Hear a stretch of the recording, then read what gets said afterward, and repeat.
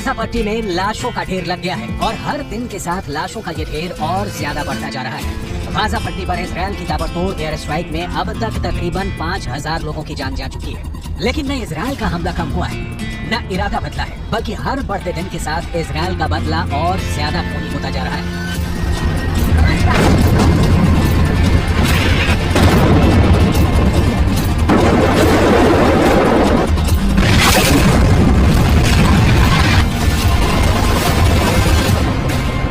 Israel ने पिछले 24 घंटे में गाजा पर मौत का जो कहर बरपाया है वो अब तक के 16 दिनों में सबसे बड़ा, सबसे घातक और सबसे जानलेवा हमला है। रविवार की रात गाजा में 400 फिलिस्तीनियों की जान चली गई। इसे गाजा की सबसे खूनी रात कहा जा रहा है।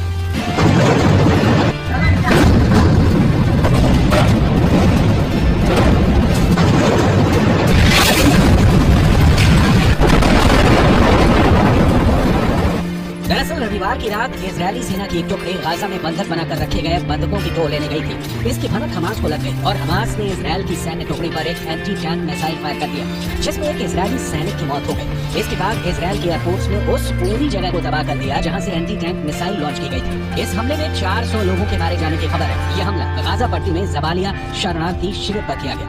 इजरायल के रियर एडमिरल हगारी ने रविवार की रात इस बात की पुष्टि की कि गाजा के खान यूनिस इलाके में बंधकों को छुड़ाने की नाकाम कोशिश के दौरान एक सैनिक की मौत हो गई और 3 सैनिक घायल हो गए।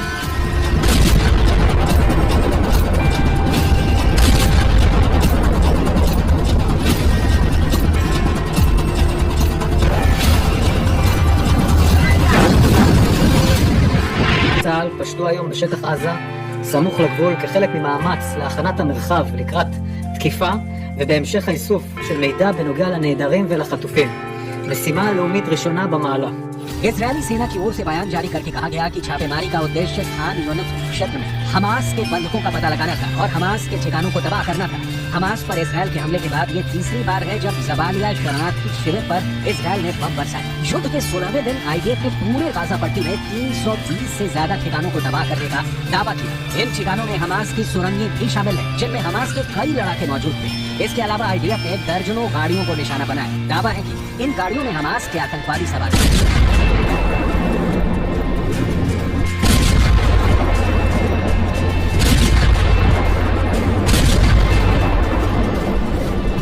इधर गाजा में अब तक की सबसे बड़ी बमबारी करने के बाद इजरायली पीएम को भी नींद नहीं आई। सुबह होते ही पीएम नेतन्याहू ने अपनी सेना के टॉप जनरलों, कमांडरों और अपने वॉर कैबिनेट की बैठक बुलाई, जिसमें इस हमले के बाद पैदा होने वाले संभावित हालातों से निपटने की रणनीति पर चर्चा की गई।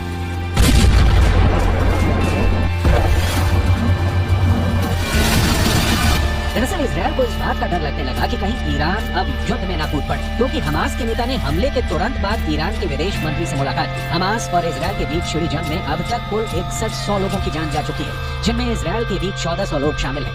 इजरायल में हमास के हमलों में घायल होने वालों की तादाद भी 5431 पहुँच गई है। वहीं गाजा पट्टी और वेस्ट बैंक में कुल मिलाकर अब तक 4741 लोगों की मौत हो चुकी है, जबकि 15000 से ज्यादा लोग घायल हो चुके हैं।